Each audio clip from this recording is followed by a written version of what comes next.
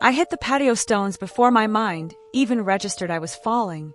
A cold explosion of frosting slammed into my cheek, grinding into my hair as something massive and soft crashed across my chest like a collapsing star. My lungs emptied in one violent, gutted gasp. For an eternal second, the world died, no sound, no air, nothing except the screaming static inside my skull. Then hell crashed back in all at once. A woman's shriek ripped through the air. Chairs scraped and toppled. Glass exploded somewhere behind me. The string quartet strangled into silence mid-note. The 5-tier wedding cake lay in ruins around me, its pristine white layers crushed and bleeding across the patio like snow turned to slaughter. My legs twisted beneath me at an angle that wasn't right. That would never be right again. My fingers clawed into frosting as I fought to push myself up, and pain detonated across my lower back, bright and searing, and I froze, breath catching like shattered glass in my throat. A voice I knew too well, had known my entire miserable life, screamed above me. Look what she did. My $10,000 cake. She destroyed it. She destroys everything. Not one word about me. Not one question about whether I could feel my legs, whether this fall had shattered something new, whether I might be dying on this godforsaken patio. Only the cake. Only herself. Always only herself. Movement blurred at the edge of my vision. Someone lunged forward. Another person grabbed their arm, yanked them back. A man's voice shouted for emergency services, for help, for someone to do something. The crowd pressed in, surging and retreating like a tide pulled by panic and morbid curiosity, vultures in pastels and suits. Then a shadow fell over me. A warm, steady weight pressed gently at the base of my skull, fingers spreading just enough to support my neck without lifting, without moving me, without making it worse.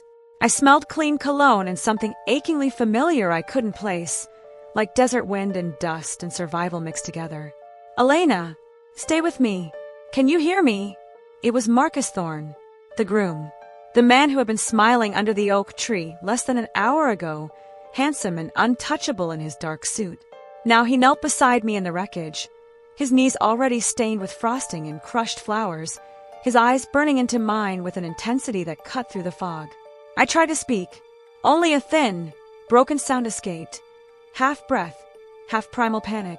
Don't move, he commanded, voice low and fierce. Just look at me. Your breathing is too fast. Slow it down. You're safe. I'm right here. I'm not leaving you. My vision swam. I blinked hard, trying to clear frosting from my eyelashes, from my soul. Marcus leaned closer, shielding my face from the brutal sun, from the staring eyes, from everything. His gaze locked onto mine, steady, focused, unshakable. The kind of look someone gives when they know that staying calm is the only thing standing between you and complete collapse. Behind him, Camilla's voice rose again, shrill and unhinged. She's faking it. She always fakes it. Get up, Elena. Stop making this about you. Stop ruining my day. Stop. A sound rumbled in Marcus's chest. A short, sharp exhale, almost a laugh, but the kind that held no humor, only fury barely leashed. He turned his head, just enough that she could hear him, feel the weight of his words like a blade. Shut up. Camilla! A ripple of shock slammed through the guests. Even I felt it through the haze, the groom, telling the bride to shut up at her own wedding. Then Marcus looked back down at me, his brows drawn tight, worry carving deep lines between his eyes. Try to wiggle your fingers for me. Good. Okay, keep your head still. You hit hard. Don't move. Don't you dare move. Stay right here with me. He spoke with a calm that came from experience, not training, a calm my body recognized before my mind could catch up. A medic's calm. A soldier's calm. Something buried in my memory stirred, an echo of a night in Afghanistan years ago, but the pain in my spine drowned it out before I could grasp it. A camera clicked nearby. Not a phone, a real camera. Caleb, the photographer, had his lens trained on the scene, his mouth pressed into a thin line, not taking pictures for any wedding album. Documenting. His voice reached Marcus quietly. I have the whole thing.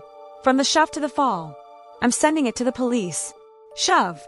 The word floated through the haze, and I squeezed my eyes shut as the moment replayed behind my lids. Camilla's hands gripping the back of my chair, the sudden violent jerk, the world tilting, My body with no way to stop, no way to save myself. It hadn't been an accident. It had never been an accident. More voices swelled around us. Some furious, some stunned. A woman near the bar repeating, "Oh my God," like a broken prayer. A man muttered that he'd seen everything, that he couldn't believe what the bride had done. Camilla's sobs turned high-pitched and theatrical behind Marcus as she pushed herself into the center of the chaos. "Marcus, don't let her ruin our wedding. She's doing this on purpose. Tell them she always does this." Marcus looked at her with a stillness I felt even from the ground. He said nothing, only shook his head once, the smallest movement, heavy with finality, before turning back to me. "Stay with me, Elena. You're going to be okay." His voice softened on my name, almost like he'd said it before, in another time, another place.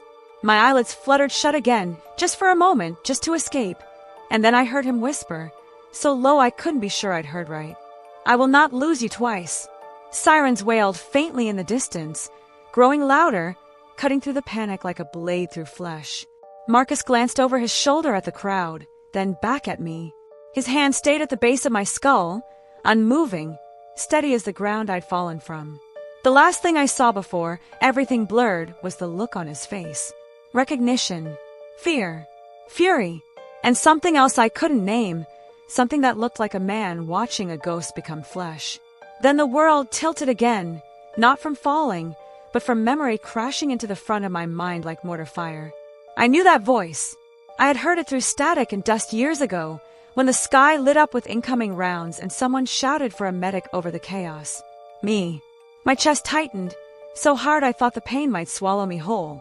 To understand why my sister's wedding day became a battlefield, why I ended up sprawled in the wreckage of her perfect dream while the groom knelt in the ruins beside me, you have to go back with me. Not to the explosion that took my legs. Not to the night I thought I'd die under foreign stars with blood on my hands and screams in my ears. But to this morning, only a few hours ago, when I still believed that if I just stayed quiet enough, small enough, polite enough, invisible enough, my family might leave me in peace for one single day. And before I take you there, let me ask you something. Where are you right now, listening to my story? For me, when this all began, I was sitting alone under an ancient oak tree at Low Country Oaks Estate in Savannah, trying to steady my breath and remind myself that I still belonged in the world. Tell me where you are. I always want to know, because this is where everything began, long before I hit the ground. It started that morning with my mother knocking on the guest room door like she was afraid of waking a stranger instead of her own daughter. "Elena, honey, time to get up. Big day, remember?" I was already awake. Had been awake since 5:17 a.m., watching the light crawl across the ceiling fan, listening to the old house creak and settle as the air conditioning kicked on and off. The Davenport family home sat just outside Savannah, 2 stories of white siding and black shutters with a wraparound porch my mother decorated for every holiday. Growing up, I used to race down those stairs 2 at a time, heartbeat wild with joy. Now I took the elevator chair fixed along the banister, a contraption they'd installed mostly so relatives would stop asking how I managed. I stared at the ceiling a second longer, then pushed my palms into the mattress and shifted my body toward the chair parked beside the bed. Transfers were easier now than that first year, but they still took focus. No quick movements. No twisting. I swung my legs with both hands, feeling nothing from the waist down, just the familiar weight of dead flesh, and slid into the chair with a practiced twist of my shoulders. By the time my mother knocked again, I was dressed in the pale blue bridesmaid-style dress my sister had insisted on, altered so it would fall right in the chair, the fabric pooling in my lap in a way that almost hid my thighs. Almost. "Come in," I called. The door opened, and my mother stepped in with a smile already pasted on her face. Patricia Davenport never faced a mirror, or another person, without that smile. Today it was stretched tighter than piano wire. She wore soft pink that matched Camilla's bridesmaid palette, her hair sprayed into gentle curls that didn't move when she turned her head. "You look nice," she said roughly, the tone people use when they're checking an item off a list. She brushed her palm over the top of my hair. "Did you sleep at all?" "A little," I lied. She didn't push. Her gaze dropped to my wheelchair, then darted away like the metal offended her. The chair was matte black, light, maneuverable, The best the VA and my own savings could manage. "Remember," she said, voice softening but not in a way that felt kind. "Today is about Camilla. She's worked so hard for this. She's under a lot of stress. It would mean the world to me if you could do everything possible to keep things smooth." There was a time that sentence would have felt like a request. Now it landed like an order I'd heard my entire life. Blend in. Be easy. Don't make waves. Don't exist too loudly. I swallowed and nodded. I'm just going to sit where the planner tells me and smile when it's expected. That's all. Her shoulders dropped a fraction in relief. Good girl. And remember what we talked about. No long stories about the army. People get uncomfortable, and this isn't that kind of day. She said the army carefully, like the syllables might stain the air. She usually preferred phrases like, your time away, or your medical situation. Anything that kept the image of me in uniform out of the room where Camilla's dreams lived. I could still remember the day I came home from Afghanistan. I'd arrived in Savannah in a wheelchair issued by the hospital, hands raw from learning how to move myself. A discharge file thick with medical terms and diagrams I didn't want to study. Camilla had been out of state for her merchandising job, so it was just my mother and father waiting at the arrival's curb. I'd rolled through the automatic doors into Georgia humidity, wearing the same 10 uniform I'd left in, pant legs folded neatly over limbs that no longer worked. People walking past had glanced over, that quick mix of pity and curiosity. My father had given a small, awkward wave. My mother had burst into tears, loud, messy, drawing more attention. She'd hugged me without asking and whispered into my hair that we needed to get me in the car quickly before too many people saw. "Don't let the neighbors see you like this," she said later in the driveway. "They won't know what to say. It'll just make everyone uncomfortable." That had been the theme ever since. We never talked about how I'd been a medic, how my job in Afghanistan had been to run toward broken bodies, not away from them. We never talked about the night everything went wrong. The blast, the screaming, the blood that wouldn't stop. When cousins came for Thanksgiving and asked what it had been like, my mother would jump in before I could answer. Elena doesn't like to dwell on that. Let's talk about Camilla's new project instead. My father rarely contradicted her. Frank Davenport was the kind of man who liked his recliner, his routines, and his silence. He went to work at the insurance office, came home, watched sports, and paid the bills. If there was a storm in the house, he slipped into the hallway and waited for it to pass. When my mother brushed me aside to keep Camilla comfortable, he'd look at me with something like apology in his eyes, but the words never made it to his mouth. Now, in the guest room, I watched my mother straighten a non-existent wrinkle in her dress. The planner's picking us up at 9:30. We need to be at Low Country Oaks by 10 o'clock for hair and makeup. Camilla wants some behind-the-scenes photos. She said she's counting on you to be on your best behavior. My best behavior. I didn't ask what that meant anymore. I knew. No flinching if a door slammed too hard. No zoning out when the noise got thick. No snapping if someone asked casually what it was like to be stuck in that thing. And definitely not mentioning that I'd once dragged a bleeding lieutenant behind a broken wall while rounds kicked up dirt inches from my helmet. I looked down at my hands. The faint scars across my knuckles had faded but not disappeared. A thin white line ran along my left forearm, where shrapnel had skidded instead of embedding. The big damage sat hidden under my skin, where no one at this wedding would see it. "I'll be fine," I said quietly. "Just tell me where you want me to sit and I'll stay there." She nodded as if that solved everything. "Good. Camilla needs this day to go right. After everything. After everything." She meant after the accident that had taken my mobility and my independence and half my sense of self. She meant after the tension that had settled between my sister and me when my injury got in the way of how she wanted to present our family. She meant after the whispers in the extended family group chat that maybe my situation wasn't as permanent as I made it sound. She did not mean after the long nights when I woke up choking on the smell of smoke that wasn't there. Or after the day I almost rolled myself into traffic because the weight of being watched and judged felt heavier than my own bones. She didn't know about those moments because I'd learned not to tell her. By 8:30 I was downstairs in the kitchen, a coffee cup cradled between both hands, watching my father butter toast like it was any other Saturday. The television on the counter murmured about the weather. Highs in the 80s, slight chance of showers late afternoon. "Perfect wedding forecast," the anchor said cheerfully. My father glanced up briefly as I rolled in. "Morning, kiddo. Big day." That's what they tell me. I gave a small smile. He hesitated, then added, You look nice. Camilla will be happy you made the effort. That was his way of approving my dress. My hair smoothed into loose waves by my own hands instead of a stylist. I took it for what it was, a small offering. You nervous? He asked after a moment. I shrugged, the movement tight. There are a lot of people, but I'll handle it. He nodded and slathered more butter onto his toast like he didn't know what to do with any feeling bigger than mild concern.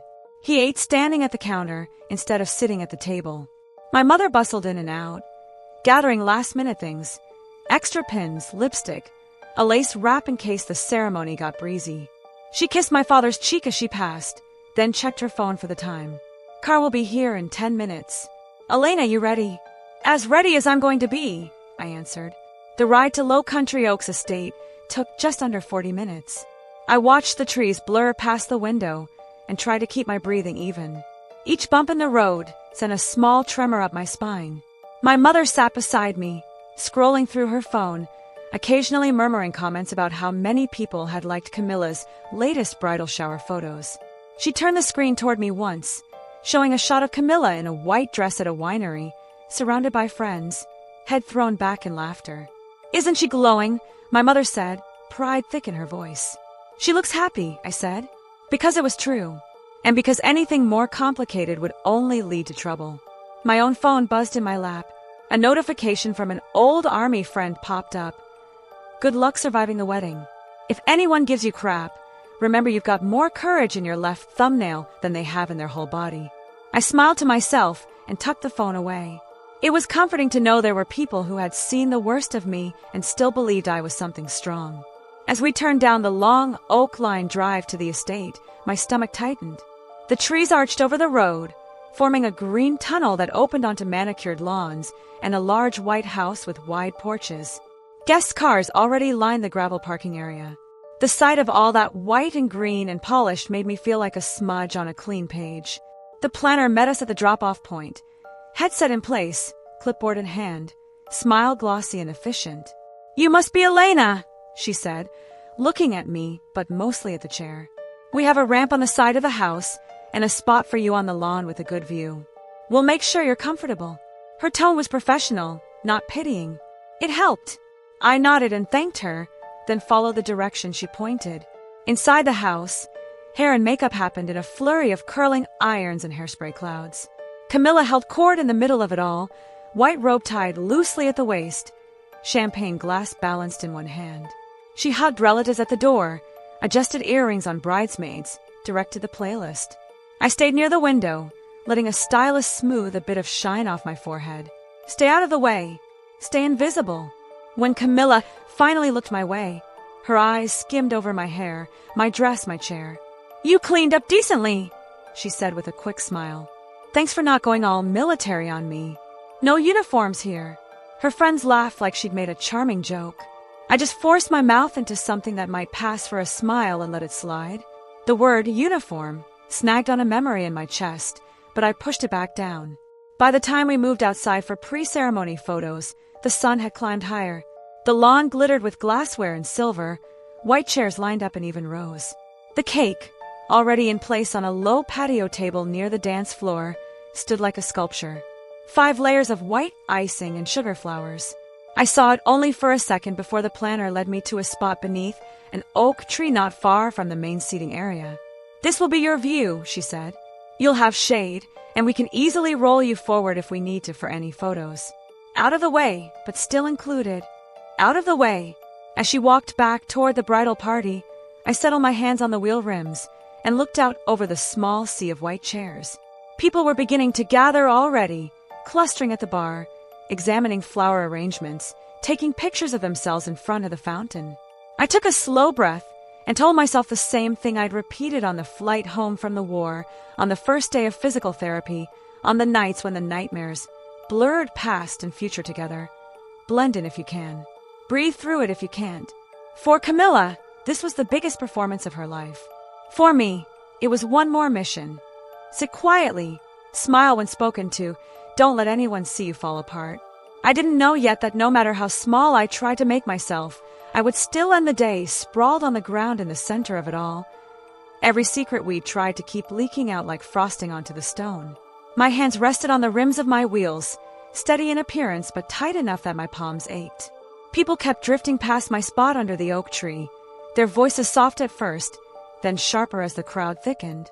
The scent of cut grass mixed with perfume and champagne. The whole lawn shimmered with that bright pre-ceremony excitement everyone feels when the show is about to start. I stayed right where the planner had placed me, exactly the way my mother said would make things easiest. Out of the way, but still included. It was a phrase that settled across my shoulders like a thin, invisible weight. A cluster of guests paused near the cocktail table, their voices carrying easily in the warm savannah air. I wasn't even trying to listen, but sometimes the world delivers what it wants you to hear. She looks fine to me. I froze. Another voice picked up smoothly, the kind of tone people use when they think they sound informed. Camilla said the injury isn't permanent, that she leans into the chair because people feel bad for her. I mean, who wants a sad story at a wedding? A tiny pulse of heat pressed behind my ribs. I looked at the roses in the centerpiece beside me, their petals opening slowly in the shade. My breath tightened. For a moment, I tasted Afghan dust, dry and metallic. It startled me enough that I blinked hard and pressed my shoulder blades against the oak trunk to ground myself. A woman in coral dress joined them. I could see her reflection in a nearby silver drink bucket, hair glossy, earrings swinging as she leaned in. Cam says she has to manage her sister constantly. It's draining. Some people are just heavy to have around.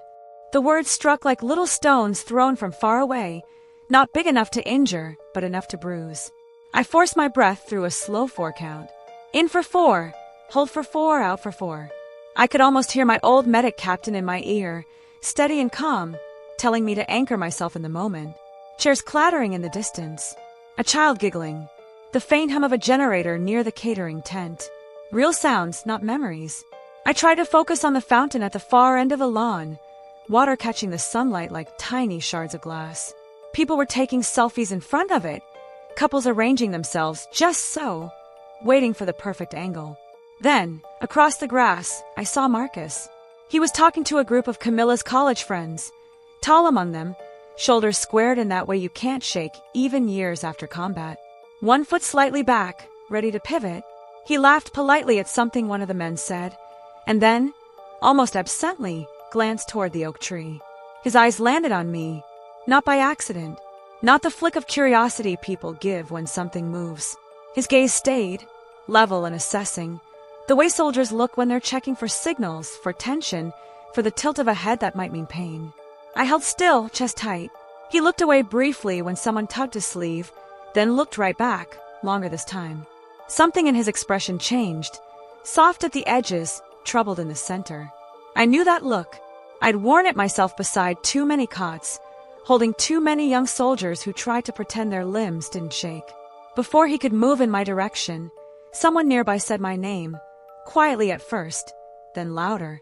Davenport, always the dramatic one. It came from an aunt on my mother's side, her voice pitched in that half-whisper people think is subtle. She stood near the bar in a floral dress, glass of Prosecco in hand. Another woman leaned into her.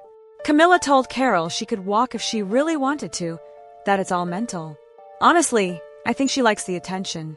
My jaw tightened enough that a little pulse throbbed in front of my ear. I shifted an inch in my chair, trying to ease the pressure in my spine. The movement sent a tremor through my arms that I hoped no one noticed. Someone else chimed in, voice coated with concern that rang false. Bless her heart, but she brings the energy down. Camilla has such a bright spirit. It must be hard for her. Hard for her. The words rang like a bell in my skull. I closed my eyes for a moment and tried to picture something steady, the old wooden fence behind our childhood home, the way the light fell in Afghanistan at dusk, warm and dusty. A steady heartbeat beneath my palms as I held pressure on a wound. Anything but the present moment. When I opened my eyes again, the sunlight had shifted, landing squarely on the 5-tier cake at the edge of the patio. A towering sculpture of white icing and sugar flowers. People were gathered near it, taking photos, their voices rising and falling like waves. That was when I heard heels clicking briskly behind me. My mother appeared at my side, smiling for anyone who might be watching. "Elena, sweetheart," she murmured without really looking at me. "Remember what we talked about?" People are curious. Sitting here alone draws questions. Camilla's already anxious. Please don't make this harder for her. Her hand touched my shoulder, light but firm. I felt 16 again, being steered away from anything that might upset my older sister's view of herself. I'm staying right where the planner put me, I said softly. I'm not doing anything wrong. Her eyes flicked to my chair again, quick and tight. Just keep the mood light. That's all. She touched my shoulder once more and drifted away before I could respond. Not long after, the air shifted again. A hush rippled through the lawn as Camilla herself approached for pre-ceremony photos, dress catching the sunlight like she'd been dipped in it. Bridesmaids floated behind her in shades of blush and champagne. I stayed in the shade and watched her tilt her chin to the photographer, adjusting her veil with a perfect, practiced flick of her wrist. Mara, the tall bridesmaid with sleek hair and a rhinestone phone case, hung a half-step behind her. She pushed a curl back from her cheek, angling her phone in a way that made my stomach sink. She was recording me. Not openly, not obviously, but the lens pointed to where I sat under the oak, my face tight, my hands tense, my body angled like someone bracing for whether no one else could feel. Her smile was thin and gleaming, almost excited. I stared back at her for a second too long. And that was when I saw it, the tiny flick of satisfaction in her eyes, like she'd found exactly the footage she came for. Somewhere across the lawn, a glass shattered. A burst of laughter bubbled up near the bar. The string quartet shifted into another song. Everything moved. Everything shimmered. And Marcus, now free of the group he'd been speaking to, took a step in my direction. Then another. His gaze stayed fixed, curiosity sharpening into concern, concern sharpening into something heavier. My pulse picked up. I could feel each beat in my throat. By the time he was halfway across the grass, Camilla swooped into his path with a bright smile and a hand around his arm, turning him back toward the photographer with a practiced spin. He let her pull him, but his eyes drifted back to me once more, a crease deepening between his brows. Something had shifted. Something in him. Something in me. And somewhere between the glances and the whispers and the unblinking lens of Mara's phone, I felt the first crack in the day's fragile surface, thin as a hairline fracture, but already beginning to spread. I took one long breath in, shaky but steady enough, and rested my palms on the rims of my wheels again. The wind changed, and I could feel, with a clarity that chilled me to the bone, that the quiet before the break was nearly over. The quiet before the break was nearly over, and my body knew it before my mind did. A warm gust slid through the oak branches overhead, lifting the edge of the linen on the cocktail tables and sending a few rose petals skittering across the grass. The string quartet shifted into another song, something light and bouncy that didn't match the tight pull inside my chest. Across the lawn, the planner clapped her hands and called for the bridal party to gather near the arch. People began to move in that direction, little currents of pastel dresses and dark suits flowing around the center aisle. I was just adjusting the angle of my chair so I could see the ceremony space better when I caught a flash of white at the edge of my vision. Camilla! She was walking faster than you'd expect someone in that much lace to move. Bouquet in one hand, flute of champagne in the other. Her face was turned toward a cousin she was laughing with, but her steps curved directly toward me, not away. I recognized that angle. I'd seen it when we were children on the edge of a pool or in crowded hallways at school. The purposeful drift that looked accidental until you realized every bump landed exactly where she wanted. I turned my wheels slightly to give her room. It didn't matter. Her hip brushed the handle of my chair, just hard enough to jolt it. The world wobbled. The champagne in her glass tipped forward and arced out. A glittering splash that landed across my skirt and the side of my chair like a golden stain. Cold liquid soaked into the pale blue fabric. I sucked in a breath, more from surprise than anything else, my hand flying to my lap as if I could scoop it back into the glass. Camilla gasped dramatically, the sound pitched just right so several guests turned toward us.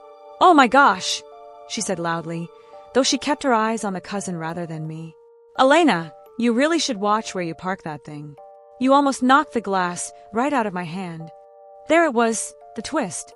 In one smooth breath, she turned her deliberate hit into my carelessness.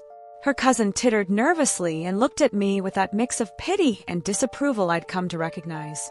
A few people nearby murmured, shifting their weight, glancing between my chair and the damp fabric of my dress.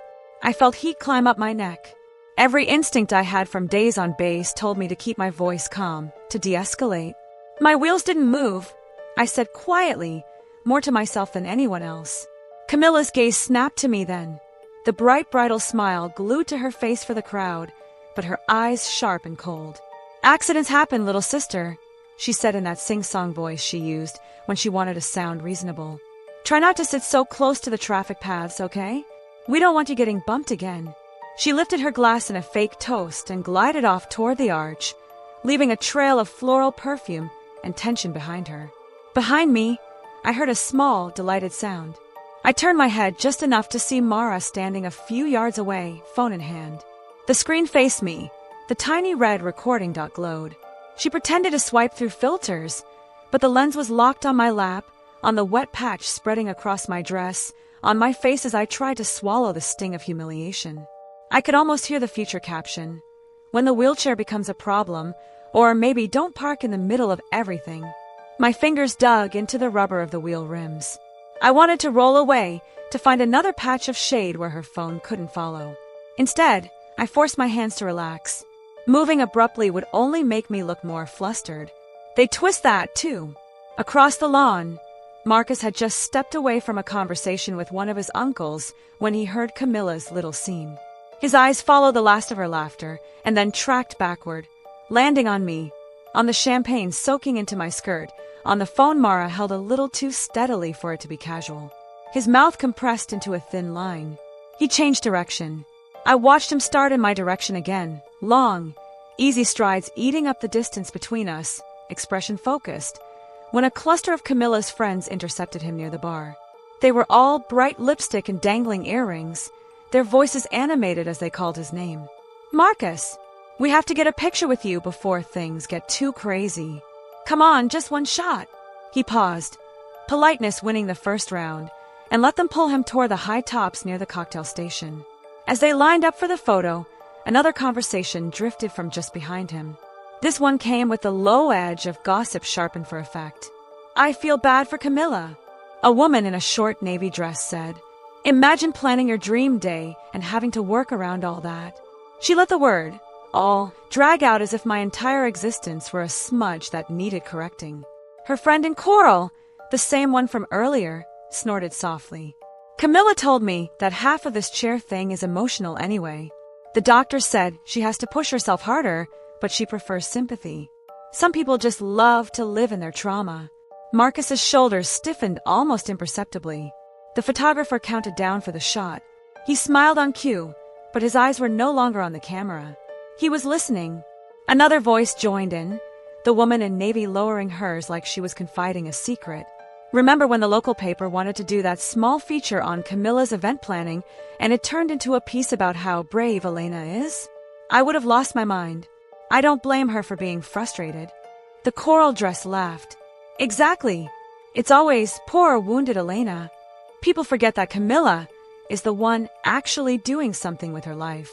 The flash went off. The photographer said they looked great. Marcus barely moved.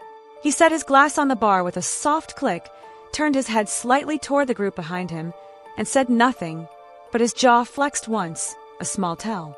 In another life, someone might have mistaken that for tension before a firefight. He stepped away from the photo cluster, clearly intending to walk my way.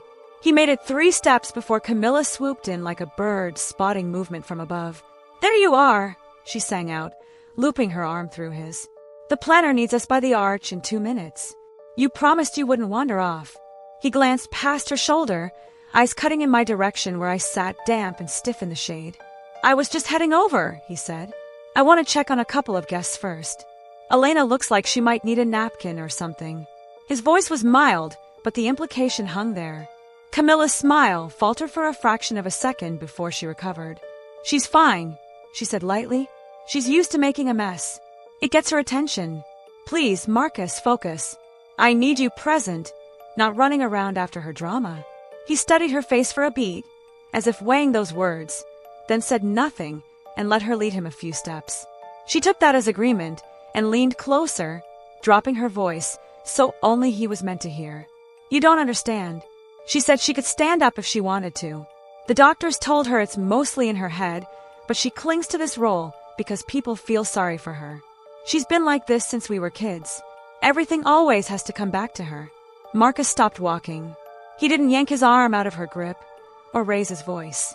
He simply stopped, right there between the arch and the bar. The noise of the wedding muffled around them. "That's not how spinal injuries work," he said quietly. Camilla blinked. "What are you talking about?" He held her gaze. "People don't choose paralysis. They don't decide to stay in a chair because it's convenient. That's not how any of this works." She gave a short, breathy laugh, like he was being ridiculous. "You don't know her like I do. She's always dramatic. Always has been. Honestly, Marcus, you're too kind sometimes. You fall for it." He didn't reply. His eyes flicked past her to where I sat. I could feel his stare like a hand on my shoulder, even from across the lawn. While they were tangled in that quiet standoff, Mara shifted closer to my oak tree. She pretended to be fixing the strap of her shoe, but her phone was angled again to catch my profile, the champagne stain, the tightness around my eyes. She murmured something under her breath, probably a note for whatever story she planned to tell later. The breeze carried only a few words my way. Poor thing. So tragic. I thought about asking her directly if she was recording me, asking her to stop. But I knew how that would play out. She'd widen her eyes and insist she was just checking her makeup. Someone would murmur that I was being sensitive, that I was making things about myself. So I sat still. I let the camera drink in my discomfort, and somewhere inside, a new kind of anger slid into place, cool and clear. On the patio, staff began adjusting the position of the cake table, wheeling it a few feet closer to the edge of the dance floor so the photographer could get better angles later. The 5-layer creation towered there, perfect and oblivious, sugar flowers catching tiny particles of light. Camilla finally tugged Marcus the rest of the way toward the arch, but I saw his free hand curl briefly into a fist before he forced it to relax. His eyes met mine once more over the tops of the white chairs, and in that brief connection, I saw confusion, doubt, and the early shape of something that looked suspiciously like resolve. The planner raised her clipboard again and called for the immediate family to gather near the front for photos before the ceremony began. Chairs scraped, people shuffled, the quartet changed songs.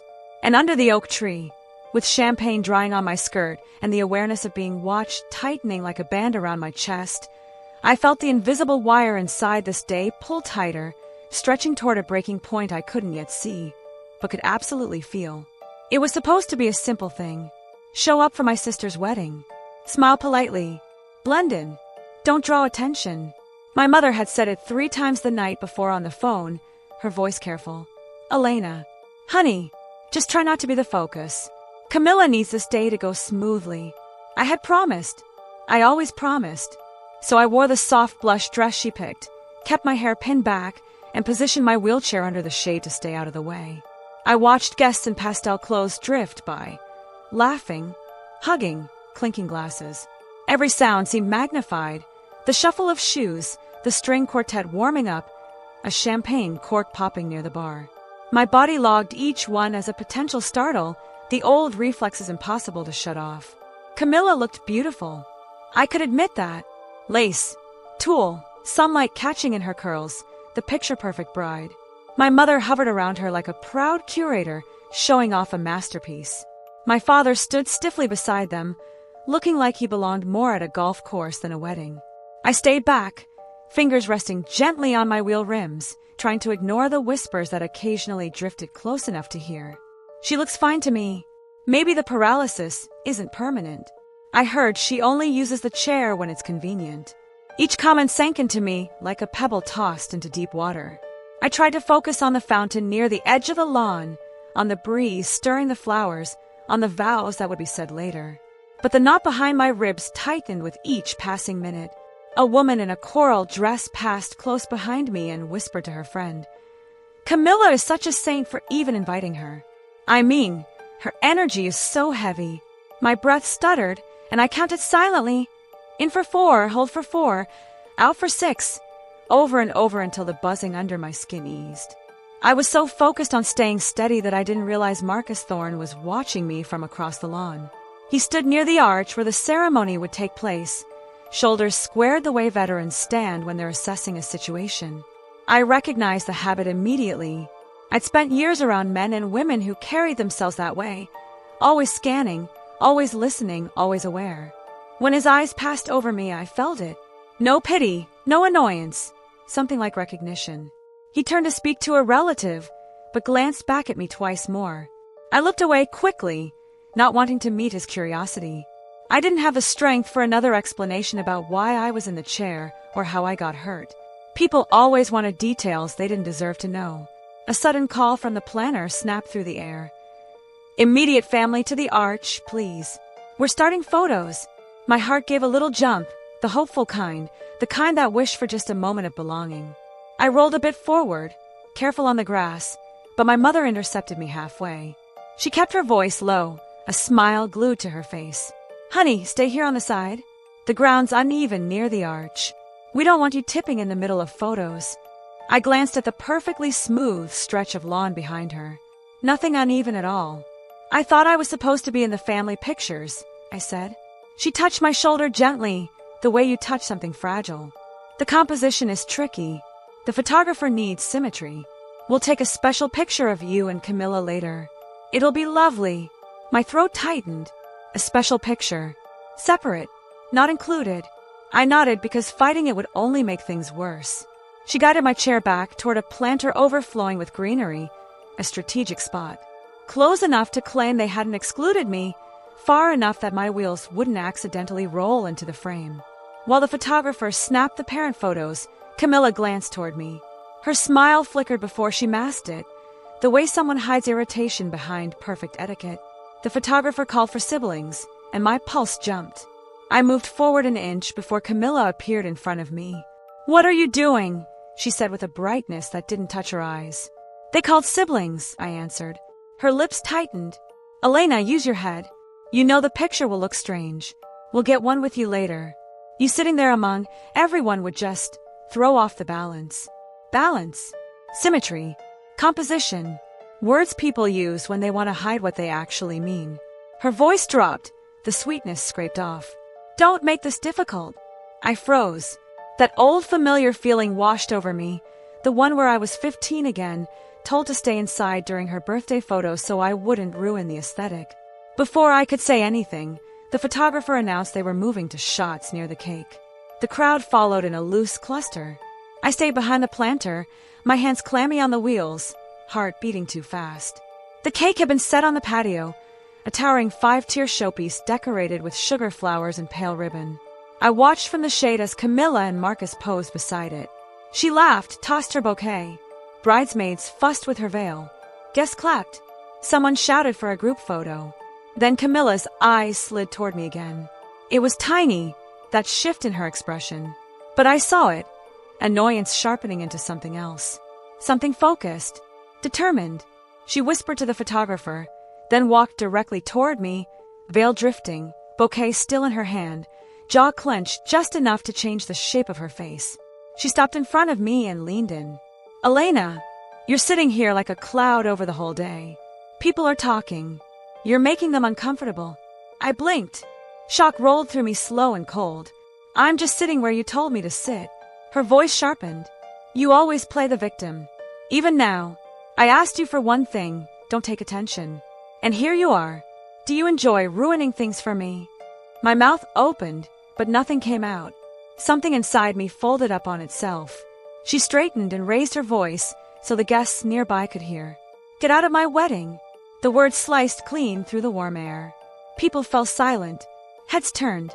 Glasses paused halfway to lips. My breath stilled in my chest.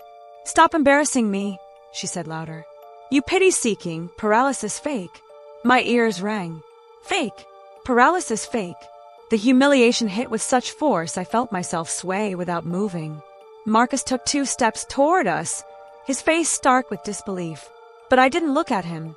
I looked at my sister, the girl I'd grown up chasing across backyards, the woman I'd comforted through breakups, the person I tried so hard to show up for today. Cam, I whispered. Please stop. She moved behind my chair, so quickly I barely registered the motion. If you won't leave, then I'll help you. Her hands clamped onto the handles. Before I could brace myself, she shoved hard. The back wheels jerked over the slight patio lip. My chair twisted. My body lurched forward. The world tilted into a blur of white frosting and sunlight. I hit the cake table with my hip. Pain shot up my side. The cake stand wobbled and toppled. The entire 5-tier creation pitched forward like a collapsing tower and crashed into me, heavy and cold. Wedding cream smeared across my face, my hair, my dress. Then I hit the patio. A wet thud. A crack of crystal shattering. A gasp rippled through the crowd. The breath flew out of my lungs. My legs twisted uselessly under me. My shoulder flared with pain. I couldn't lift myself. Frosting blurred my vision. Everything smelled like sugar and panic. She ruined my cake. I heard Camilla shriek. She did this on purpose. Are you happy now? Are you? Not one word about me. Not one question. Only the cake. Voices swelled and blurred. Call emergency services. Don't move her. Oh my God. Then a familiar voice cut through everything. Get back. Give her space. Marcus dropped to his knees beside me, his tuxedo smearing in the frosting. His hands moved with practiced steadiness, supporting the base of my skull, checking my breathing, anchoring me so I wouldn't twist further. Elena, stay with me, he said, voice urgent but steady. Look at me. Look at me. I try to breathe. I try to speak.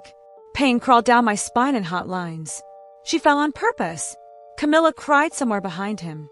She always does this. Marcus's jaw tightened. He looked up briefly, eyes dark with fury. I saw what happened, he said, his voice carrying enough weight that several guests flinched. You pushed her. Don't lie to. Gasps rippled. Someone whispered that the groom had snapped at the bride. Someone else lifted their phone again. The sirens were faint at first, then grew louder. Marcus looked back down at me, his hand still steady at my neck. I can't marry someone who would do this to a fellow veteran, he said softly. But the entire patio heard him. Camilla swayed, grabbing the edge of a chair. Guests stepped away from her like she was something hot enough to burn. Caleb, the photographer, stood at the edge of the patio, camera lowered, his face pale. I have the entire thing recorded, he said quietly. I lay there in the ruins of a cake, every nerve buzzing, every breath shaky, and realized that no matter how badly I had feared this day might go, I hadn't come close to imagining how completely my world would crack open before sunset, and how nothing was ever going to be the same again. The next few minutes dissolved into sirens and ceiling tiles. They strapped me to a backboard, fitted a hard collar around my neck, and lifted me onto the stretcher. I could feel every bump of the patio stones under the wheels as the paramedics rushed me toward the driveway. White buttercream and crushed flowers smeared across my dress, sticky against my skin. Someone draped a thin blanket over me that did nothing to stop the shaking in my muscles. Marcus walked alongside the stretcher, one hand on the rail near my shoulder, talking in that steady, practiced tone I recognized from the field. Elena, they're taking you to Chatham County Memorial. You're going to get imaging on your neck and back. Just keep breathing. I focused on his voice, not the cluster of guests parting around us, not the half-heard sentences about the bride, not the fact that somewhere behind us, Camilla was still crying about her ruined cake. The bright Savannah sky flashed in pieces above me between the tree branches and the porch roof. And finally, the ambulance doors. Inside, the world shrank to white walls and beeping monitors. A medic clipped a pulse ox to my finger. Another started in 4. The collar dug into my jaw. I stared at the metal ribs on the ceiling, forcing my breaths to stay slow. You're doing great, ma'am, the paramedic said. Pain level 7. I managed, even though it felt like more. Old habit, undersell it. Marcus sat on the bench seat along the side, knees braced, watching me with that same intense focus from the patio. As the ambulance lurched forward, his gaze shifted over my face, my shoulders, the angle of my legs strapped down on the board. Somewhere in the movement, his expression changed. I knew it. My mind was too foggy to untangle it. I shut my eyes against the sway of the vehicle and let the siren's wail pull me under. The hospital's fluorescent lights were harsher than the wedding sun. They rolled me straight from the ambulance into the emergency department, a blur of blue scrubs and clipped instructions. Paralysis history. Fall from chair. Direct impact to neck and spine. Cake, someone added, and a few people huffed out a quick, disbelieving breath. They slid me onto the imaging table, moved my chair out of sight. The cold of the CT machine seeped through the thin blanket. I lay absolutely still while it hummed and clicked around my head and torso. Every second felt like a held breath. When they wheeled me back to a curtained bay, I saw Marcus again, leaning against the wall just outside. Jacket off now, shirt sleeves rolled to his forearms. He should have looked like a groom who just walked out on his wedding. He looked like a man back on duty. A woman in her late 50s stepped into view. Short gray curls, kind eyes, name badge clipped to her blazer. She wore civilian clothes, not scrubs, but the nurses nodded at her with a familiar respect. "Elena Davenport," she said, coming closer to my bed. "Still with us?" I blinked, trying to place her. Her voice tugged at something in my memory. She smiled, small and real. "We met 2 years ago. Group therapy at the VA center. I'm Ruth Alderman." It snapped into place. The circle of chairs, the stale coffee, her calm voice talking about post-traumatic stress and moral injury like they weren't dirty secrets. "Dr. Ruth," I said, my throat thickening with relief. She nodded once. "The ER attending asked me to consult, since you're already in our system. They're rushing your scans, but the initial reads look like you got some nasty soft tissue trauma and possibly a mild concussion. No obvious new spinal fracture. That's the good news." My eyes stung. "So I'm not more broken than I already was," I said. My attempted humor came out lopsided. She gave me a look that said she heard the joke and the pain behind it. "You're not broken," she said. "You're injured and recovering. And I'm very interested in hearing how you ended up on the patio under a wedding cake." My stomach clenched. My sister shoved my chair. I was locked in. I couldn't catch myself. Dr. Ruth's jaw tightened just a fraction. "Marcus told us some of what happened. And the police will want your statement when you're up to it. For now, I want you to focus on your body. Can you feel your hands?" I flexed my fingers. "Yes." "Shoulders?" I shifted carefully. "Pain, but movement." "Yes." "Legs?" "Nothing. Just the familiar blank space where feeling should be." I shook my head. "Same as before." She nodded, satisfaction visible in the small lines around her mouth. "That's stable then. We'll keep you for observation overnight. I'd like to stay involved if that's all right with you." A wave of gratitude swept through me, so strong I almost cried. "Please," I said. She patted the rail of the bed. "I'll check back after the neurosurgeon signs off on your scans. There's also a JAG officer on his way, since this is an assault involving a veteran. You're not alone in this, Elena." Her words sank deep. Not alone. It felt almost foreign. After she left, Marcus stepped inside the curtain, stopping just short of my bed, as if he didn't want to crowd me. "How much of that did you hear?" I asked. "Enough," he said. "And enough earlier to know you tried to downplay your pain. It's a habit. Medics lie. Part of the job." He hesitated, then pulled the small visitor chair closer and sat down, forearms resting on his knees. "About that," he said. "Being a medic." I frowned. "What about it?" His gaze searched my face. "You weren't just any medic. You were in Kandahar in 2018, second deployment, forward operating base Bristol." The air in my lungs turned to glass. "How do you know that?" I whispered. "Because I was the idiot staff sergeant who stepped on the wrong patch of dirt outside the north gate. You were the one who kept pressure on the wound in my thigh while the mortar rounds were still hitting the field. You refused to duck until they dragged us both behind the barrier." Memory crashed over me. Dust, blood, the metallic taste in my mouth from adrenaline and fear. My hands pressed into his leg, shouting at him to stay awake while the sky lit up electric white. I stared at him, seeing that man under the soot and sand layered over the version in front of me in a crisp white shirt, frosting still staining his cuffs. "I didn't recognize you," I said, ashamed and overwhelmed. "I'm sorry." He shook his head.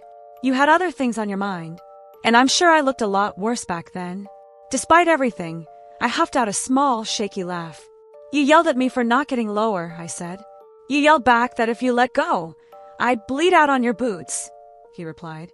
For a moment, the hospital curtain might as well have been canvas. The beep of the monitor folded into the remembered thump of rotor blades. The connection between us, forged years ago in dirt and chaos, snapped taut. "I never got to thank you," he said quietly. "I tried to find you later, but they told me you were shipped out stateside after your injury. That the medic who patched me up was the same one who lost feeling below her waist a few weeks later. That was a roadside blast, I said, my voice softer. Different patrol. Same dirt. He nodded, jaw tight. So when I heard your voice in the ambulance today, making that same stupid joke about pride, it clicked. It just took a minute to untangle. Emotion rose in my chest, tangled with humiliation and relief and something that felt dangerously like comfort. You believed me out there on the patio, I said. When Camilla said I fell on purpose, I saw what she did, and I know the difference between someone losing balance and someone getting shoved.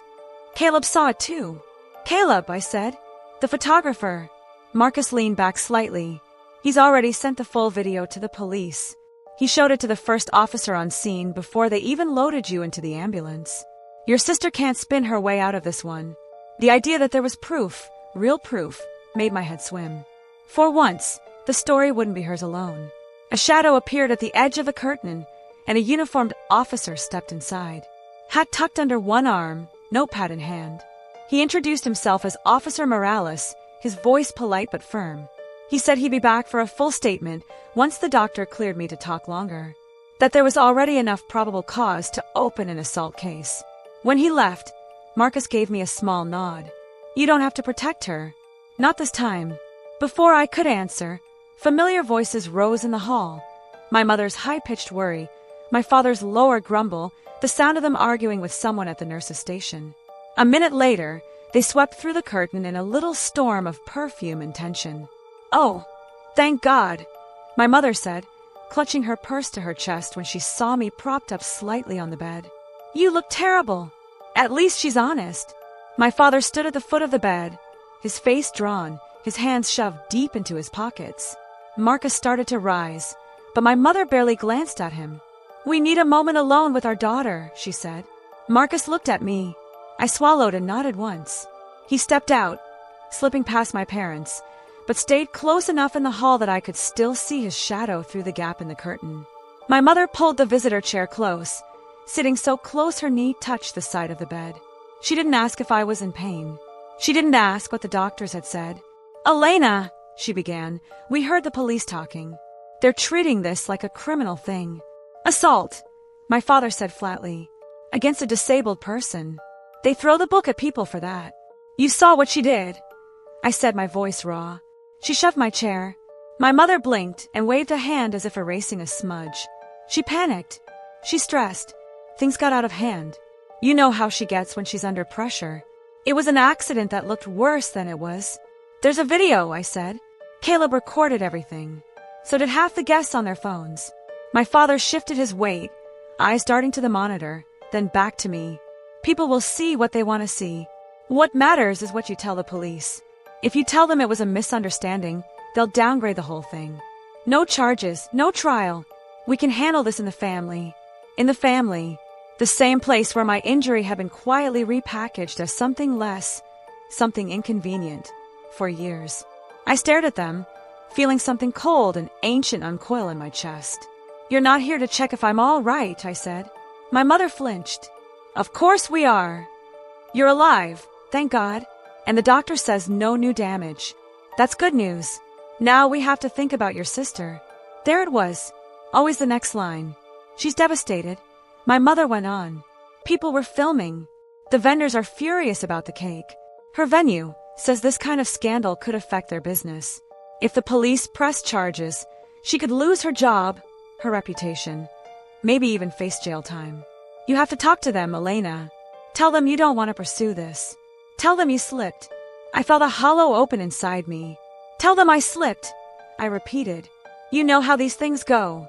My father said, the state takes over, but your statement will carry a lot of weight. If you say you want leniency, if you admit you were upset and things got exaggerated, they'll listen. My neck hurt. My back throbbed. There were still traces of frosting sticky in my hair.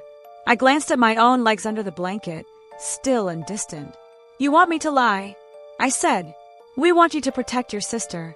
My mother answered. Family protects family. She did a terrible thing, but ruining her life won't fix your injury. It'll just destroy what's left of all of us.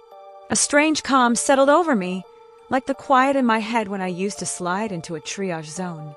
Priorities lined up. Triage didn't mean you were heartless. It meant you finally saw what was bleeding and what wasn't. My voice came out soft but clear. My injury is already ruined. I can't walk. I can't dance. I wake up most nights shaking from dreams you don't want to hear about.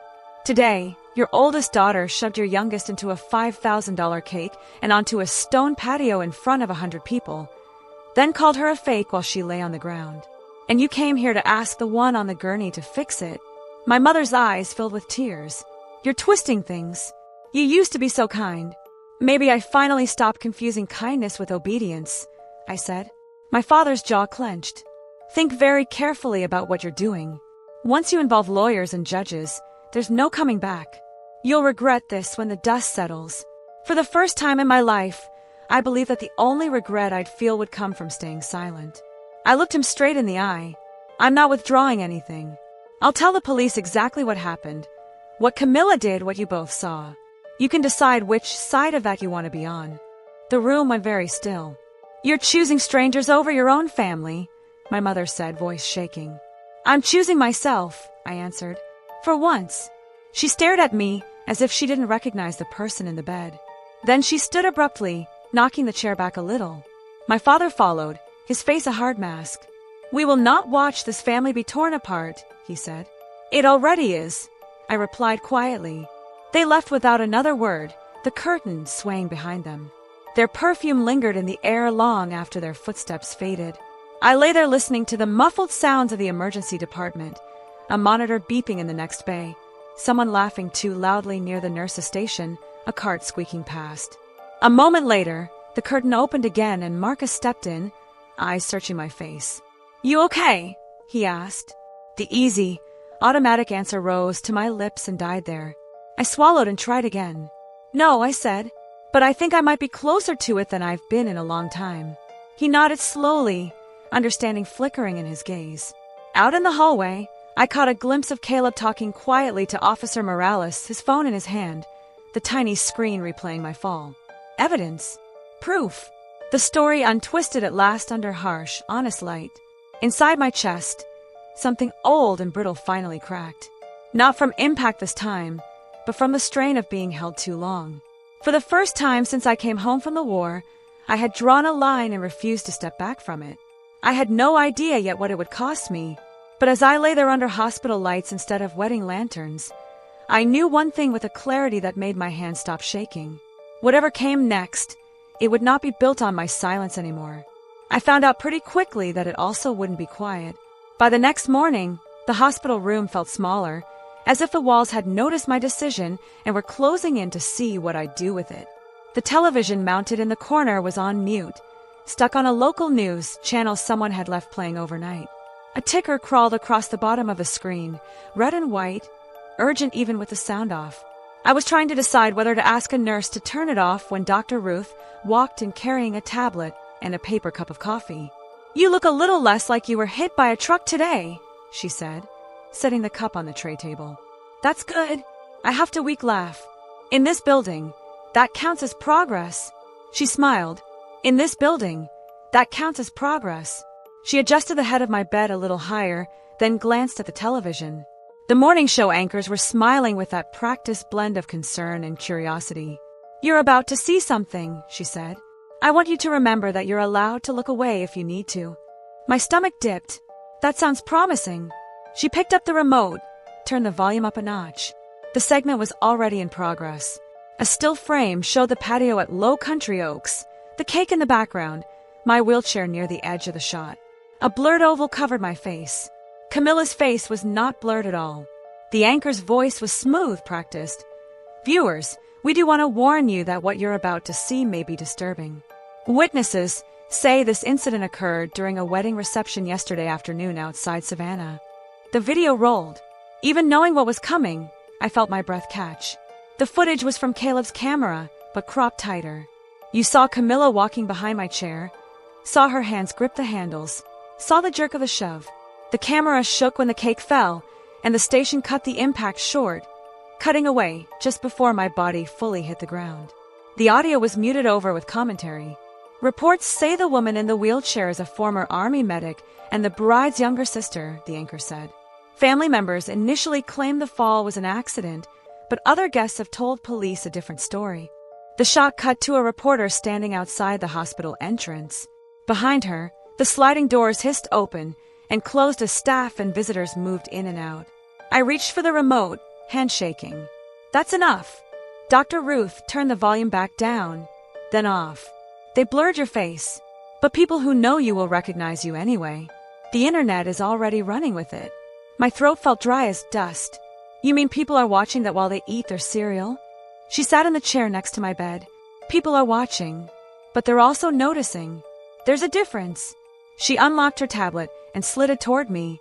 Here, she said, before you torture yourself with the comment section, let me show you the parts that matter. On the screen was a page from a veteran support group. Someone had shared the video with a caption that simply said, "This is why some veterans stay away from family gatherings. This is not how you treat someone who's already sacrificed enough." The comments under it stacked one after another. Who pushes a woman in a wheelchair? She's a medic. She probably saved lives. My blood is boiling. If that's your sister, I hope you never speak to her again. It felt surreal, seeing strangers defend a blurred figure on a screen who happened to be me. Then I saw another post, this one in a local neighborhood group. It was shorter, shot from a different angle, clearly from a phone near the bar. It started just as Camilla shouted at me to get out and stop embarrassing her. The clip cut off right as my chair jerked before the cake toppled. The caption under it said that the woman in the chair had thrown herself into the cake to ruin the wedding, that she always does things like this for attention. The username made my stomach turn. Mara, I said. Of course it was Mara. For a second, numbness spread through my chest. Then, like a tide pulling back, anger rushed in. How many times, I thought, had women like Mara and my sister written their own version of a story because they knew no one would challenge them? How many times had I helped them by staying quiet? Dr. Ruth must have read some of that on my face. Keep scrolling, she said softly. Under Mara's clip, replies had poured in. Did you not see the longer video? The photographer posted it. She was pushed. Stop lying for your friend. It's all on tape. You should be ashamed. Someone else simply linked Caleb's full video. The contrast between the truth and her edit, brutal and obvious. My hand loosened around the tablet. So they're not buying it, I said. Enough of them aren't, Dr. Ruth replied. The narrative isn't entirely in your sister's control anymore. I laid my head back against the pillow, staring at the ceiling. It feels strange, I said, having people angry on my behalf. She tilted her head, studying me. Strange good or strange bad? Both. I'm used to being the one defending her. She nodded slowly, which brings us to the next wave. Your parents were at the nurse's station again this morning. The staff sent them away until your pain meds were adjusted. But they'll be back. I closed my eyes briefly. They want me to save her. They always have. A beat of silence passed between us. What if I don't? I asked. The words came out small, but they didn't tremble the way they would have a year ago. Then you'll finally be saving yourself. The simplicity of it hit hard. She leaned forward, elbows on her knees. Elena, you've carried a lot. Combat trauma, physical loss, and on top of that, a family system that taught you your worth depended on how much you could absorb for everyone else. This is another battlefield. The tactics are different, but the goal is the same, staying alive as yourself. I stared at my hands, fingers curling slightly. It feels selfish, I admitted. She shook her head. It feels unfamiliar. There's a difference. Later that afternoon, a nurse came in to check my vitals and mentioned almost casually that a reporter had tried to get onto the floor for an interview. The hospital had turned her away, citing privacy policies. 10 minutes after that, my phone buzzed with a number I didn't recognize. I almost ignored it. Then I remembered the way everyone else had been telling my story for me. I answered. A woman's voice came on the line, professional, but gentle. Miss Davenport, my name is Jenna. I'm with a local station. I know you have every reason not to trust the media right now. I just wanted to say that if you ever do decide you want your own words out there, I'd be honored to listen. No pressure, no rush. Her restraint impressed me more than any pitch would have. I told her I wasn't ready to speak on camera, that my head still felt like it had been through a blender. She understood, gave me her email, and said she wouldn't contact me again unless I reached out. When I hung up, I realized my hands weren't shaking. That night, the dreams were loud. Sand under my boots, the whine of incoming fire, Camilla's voice bleeding into the shouting, telling me to get out, to stop embarrassing her, to stand up if I wanted badly enough. I jolted awake to the soft beep of the monitor and the dim glow from the hallway.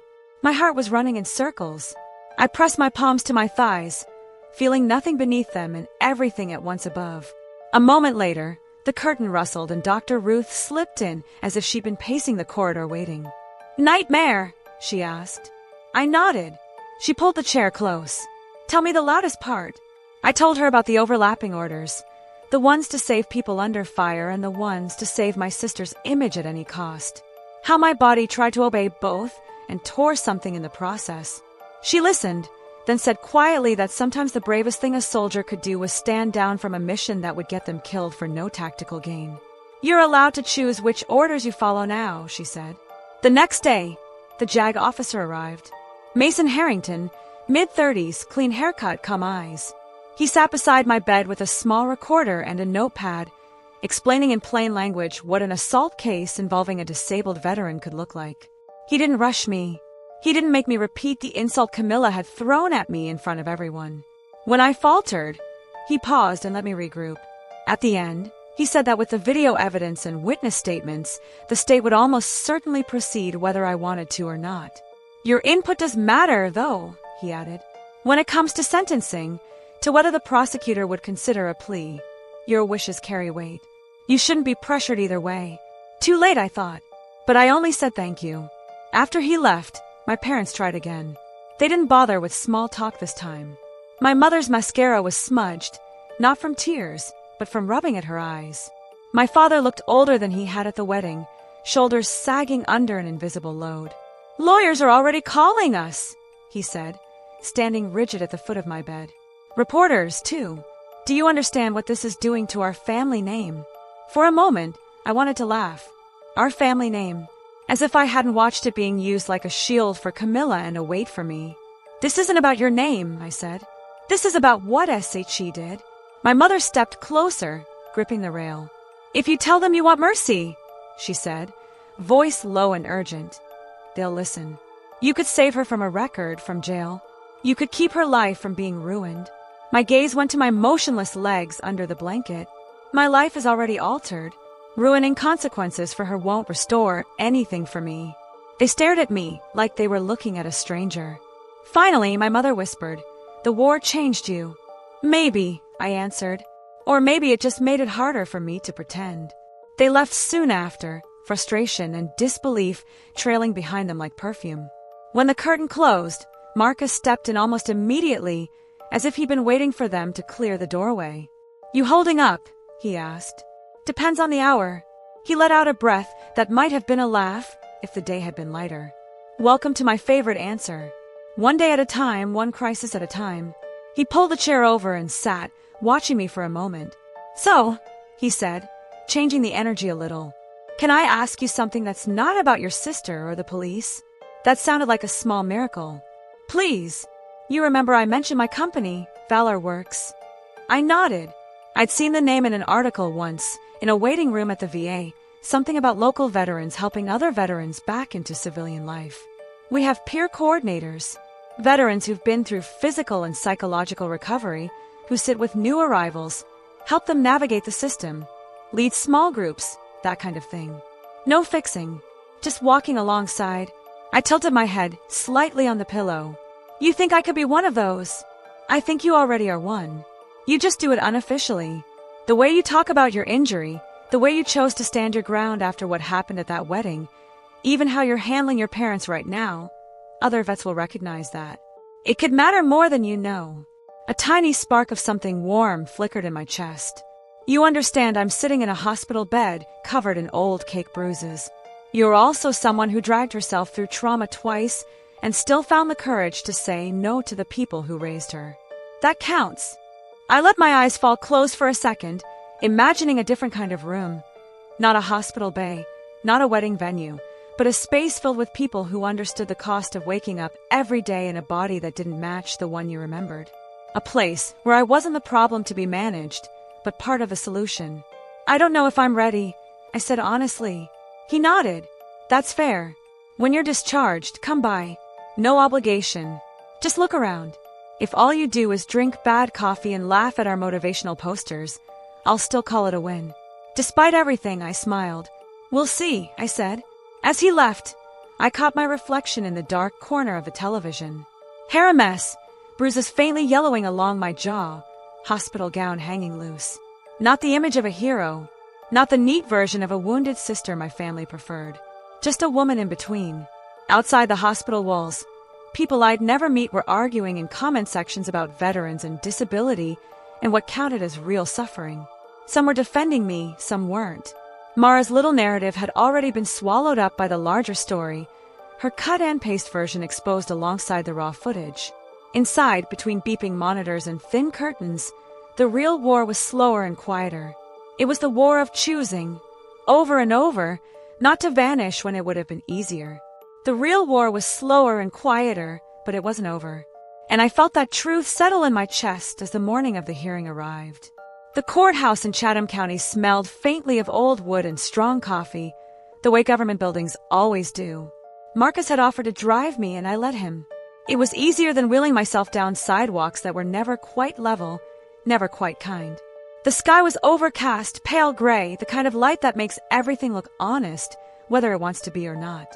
When he helped me out of the truck and settled my chair on the pavement, I could feel how steady he was. Steadier than I felt inside. "You ready?" he asked quietly. "No," I said, "but I'm here." He nodded, as if that was enough. Inside, a deputy guided us to the small courtroom where Judge Dalton presided. The walls were lined with framed portraits of past judges, all stiff smiles and dark robes. A few reporters sat in the back, notebooks open.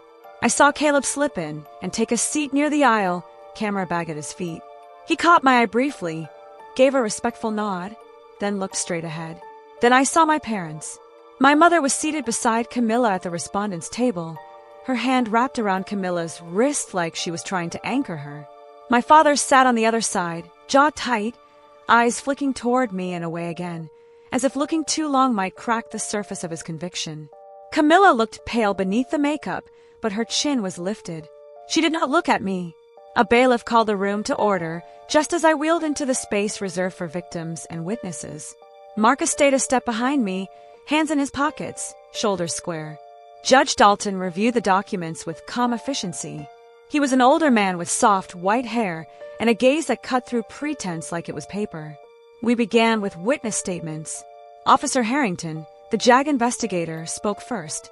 He described the footage, the interviews, the consistency of the accounts given by those who saw the shove. He spoke of my service, my disability rating, the vulnerability of someone with a spinal injury in a fall like that. Camilla's attorney interrupted often, objecting, questioning phrasing, asking if perhaps the witnesses misinterpreted the angle of movement. The judge allowed some of it, dismissed more. Next, Caleb took the stand. He explained why he recorded what he recorded, why he turned over the unedited footage, how quickly lies had begun circulating online. "He's a photographer," the attorney said pointedly. "He profits from drama, does he not?" "No, sir," Caleb replied. "I profit from telling the truth. And that's what the video shows." When it was my turn, I felt something inside me tighten, but not collapse. My wheels whispered softly as I rolled forward. I raised my right hand, swore to tell the truth, and settled my palms in my lap. The attorney approached, a stack of papers under his arm. "Ms. Davenport, you've suffered from post-traumatic stress disorder since your deployment." "Correct. And PTSD can sometimes cause misinterpretation of events." Marcus shifted behind me, but I stayed still. "So can audio recordings," I said. A flicker passed over the attorney's face. He recovered quickly. "Is it possible you misremember the shove?" I met his eyes. "I remember hands on my chair. I remember the force. And I remember the fall. That's not PTSD. That's gravity." A quiet murmur rippled through the room. Camilla shifted in her seat and finally spoke, loudly enough for everyone to hear. "She's lying. She's always lied. She wants attention. She threw herself forward. She knows how to make the chair tip. She's done it before to get sympathy." Judge Dalton held up a hand, silencing her. "Ms. Davenport, you will speak only when addressed." Camilla sank back, face blotched with frustration. Then she tried again, softer, aiming it at my parents. I didn't mean to hurt her. She knows I'd never. She's making this worse than it has to be. My mother squeezed her hand, nodding desperately. "See, honey," she whispered toward the judge. It was a misunderstanding. A terrible misunderstanding. My breath stilled in my throat. Judge Dalton leaned back, steepling his fingers. "Let's address the evidence," he said calmly. "We have clear video showing you moving behind your sister's wheelchair. We have the angle of your arms, the forward momentum of the chair, and the resulting injuries." Camilla's voice cracked. "But she ruins everything. She always has. She tried to take my day." My father stood abruptly. "Your Honor, our family has been through a lot. The media is twisting this. My daughter is being crucified for a mistake." Judge Dalton's gaze fixed on him. "Sir, your elder daughter's choices are what brought her here. The only victim in this case is the woman who sits before me now." The words hit harder than I expected. The judge continued. "Given the video evidence, the consistent witness statements, and the severity of the act, I find Camilla Davenport guilty of assault against a disabled veteran." My mother gasped. My father swore under his breath. Camilla's face drained of color. "This court takes assaults on disabled individuals with utmost seriousness," the judge said, "particularly when the victim is physically vulnerable. Appropriate sentencing will reflect that." I exhaled slowly. My hands trembled, but not from fear this time. When the gavel fell, the sound echoed through my ribs. Afterward, the hallway outside the courtroom felt colder than the room we'd left. My parents approached me, their faces tight with disbelief. "Are you satisfied now?" my mother said. "You've destroyed your sister." I looked at them, feeling a strange calm wash over me. "I didn't destroy her," I said. "She made a choice, and for the first time, I chose myself." My father's mouth opened as if to argue, but I turned away before he could. Marcus stepped forward without a word and wheeled me toward a quieter corner of the hallway. He waited until the murmurs faded and the doors stopped swinging. "You did well in there," he said. I felt more exhausted than triumphant. "I did what I had to." He nodded. "And now, maybe you can start doing what you want to." I let his words settle before answering. "I don't know what that is yet." He leaned one shoulder against the wall, arms folded. "You know, you can visit Valor Works anytime. The offer still stands. We need people who understand what it's like to come home changed. Someone who can tell the truth when it's hard." I looked down at my motionless legs, then at my hands resting in my lap. "Maybe," I said. "Maybe I can do that." Just then, a man with a metal prosthetic below his left knee approached us. Early 40s, weathered face, steady eyes. "Are you Elena?" he asked. I nodded. He stuck out a hand, his grip warm and firm. "My name's Aiden Brooks. I watched the hearing online. I wanted to tell you something." I waited, unsure what was coming. "You standing up like that, it makes it easier for the rest of us, too. People think we're fragile, or liars or burdens. But you didn't let them rewrite what happened to you. That matters." His voice caught the slightest crack. "It matters more than you think." Emotion rose so fast it burned behind my eyes. "Thank you," I whispered. He nodded once, then walked away with a steady, even gait, the click of his prosthetic soft against the floor. Marcus watched him go, then looked down at me again. "You help people just by being who you are. Imagine what you could do if you chose it on purpose." I let out a shaky breath. The courthouse doors swung open, letting in a gust of cool air. For the first time in a long time, it felt like the world outside held room for me again. Not as a burden, or a problem, or a shadow next to my sister's drama, but as someone who still had choices left. Someone I was only beginning to know. I rolled out of the courthouse 6 months ago, feeling hollowed out, scraped clean in a way I couldn't quite understand.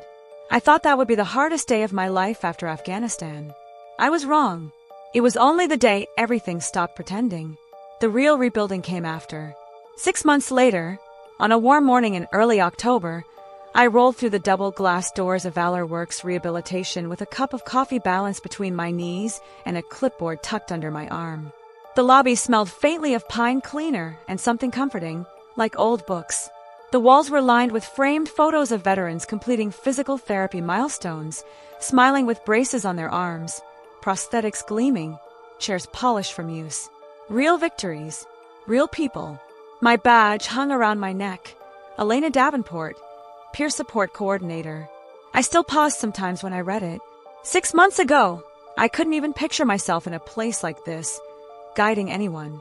Now, it felt like a place my bones recognized. "Morning, Elena," Walt called from the reception desk. He was in his 60s, Navy retired, always chewing on peppermint gum like it was a personal mission.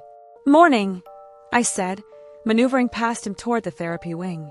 "You ready for the group today?" He patted his stack of appointment sheets. Ready as any man can be when 4 Marines and a Coast Guard rescue diver all want the same time slot. Go easy on them. I smiled because Walt said the same thing every week.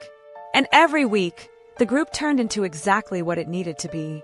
Some days quiet, some days raw, some days loud enough that people walking by probably assumed we were arguing when we were really just trying not to cry.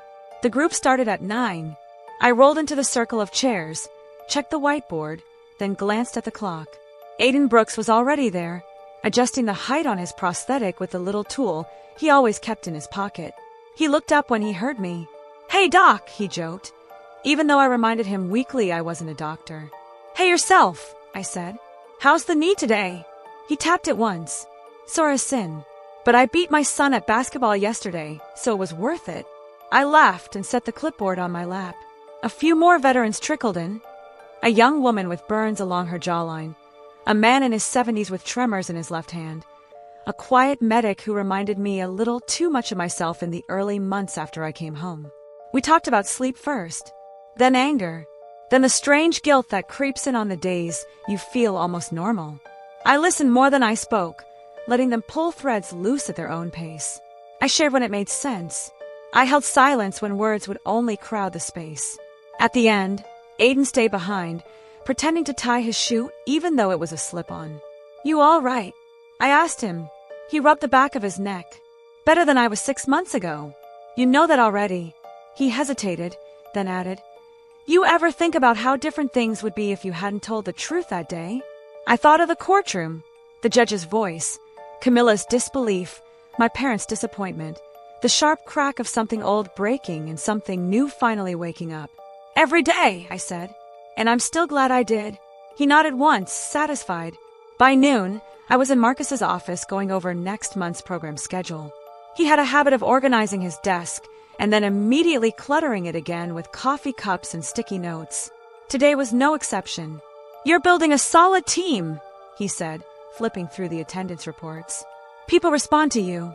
I shrugged a little. They respond because they know I'm not pretending. They can smell pretending from a mile away.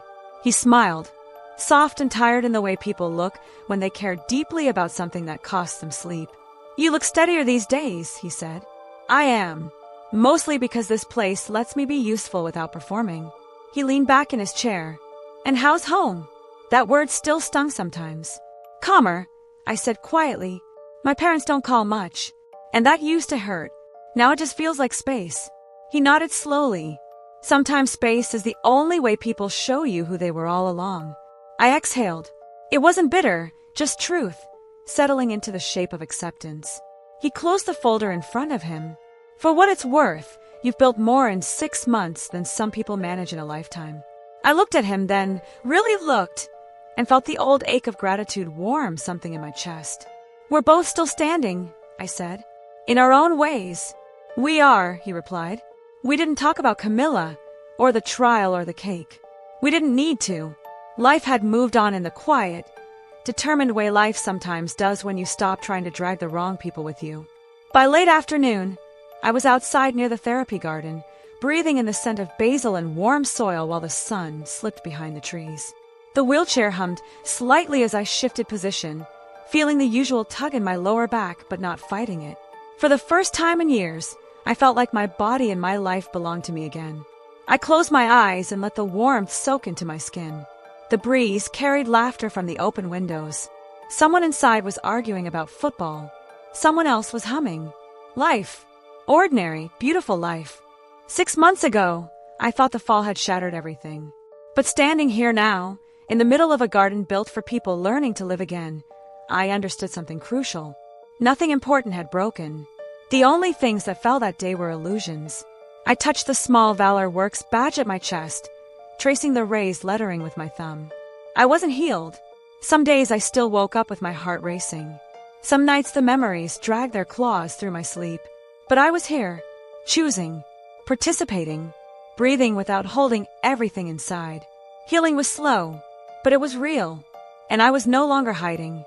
As the sun dipped lower, painting the garden gold, I whispered to myself, almost without meaning to. I didn't lose anything except what was never meant to stay. And I believed it. If you've ever been told you were too much, or not enough for your own family, remember this. Silence can be power, and truth can be the loudest revenge. Tell me in the comments what integrity means to you, and where you're listening from right now.